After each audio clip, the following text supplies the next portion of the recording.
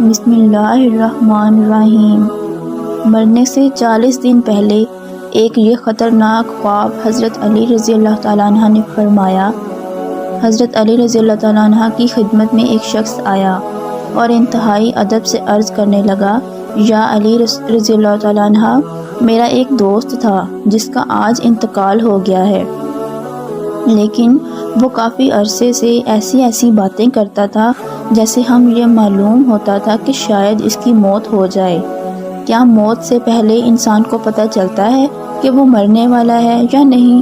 تو اس پر حضرت علی رضی اللہ تعالیٰ عنہ نے فرمایا، اے شخص، یاد رکھنا، اللہ نے عالم الملکوت، عالم بیاہ اور عالم ارواح کے بیچ ہر انسان کے لیے مایا کل روا رکھا ہے، جو اسے آنے والی مصیبتیں، پریشانیاں اور وقت کے بارے میں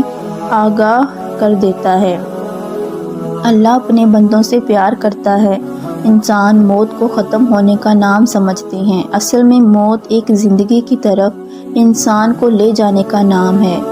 موت ختم ہونے کا نام نہیں۔ کبھی اللہ اپنے بندوں سے موت کا ڈر ختم کرنے کے لیے الہامی خواب دکھاتا ہے تاکہ مرنے والے انسان موت کو نئی زندگی سمجھیں اور مرنے سے پہلے اپنی اصلاح میں لگ جائیں،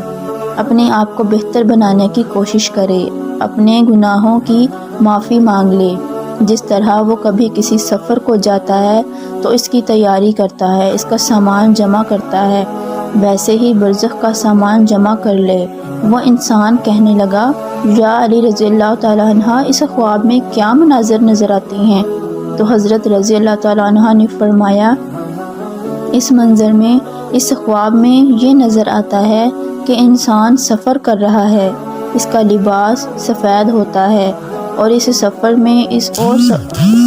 وہ انسان جو اس کے ساتھ رہتے تھے لیکن آج مر چکے ہیں، وہ اسے نظر آتے ہیں اور یہ کہتے ہیں کہ تمہارا سفر ختم ہونے والا ہے،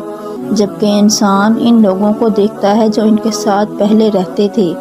وہ مرنے کے بعد بھی ختم نہیں ہوئے، تو انسان مطمئن ہونے لگتا ہے، تو اس سے موت سے ڈر نہیں لگتا۔ تو وہ کہنے لگا، یا علی، اگر کوئی ایسا خواب دیکھے تو اسے معلوم کیسے ہوگا کہ یہ الہامی خواب تھا یا شیطانی؟ تو حضرت علی رضی اللہ تعالیٰ عنہ نے فرمایا، جب بھی اس قسم کا خواب دیکھو، خواب دیکھنے کے بعد تم ڈرنے لگو، پریشان ہونے لگو، تو سمجھ جانا کہ وہ خواب شیطانی ہے، لیکن اس خواب کے بعد تم مطمئن ہونے لگو اور تمہیں موت سے پیار ہونے لگے، تو سمجھ جانا یہ خواب رحمانی ہے۔ تو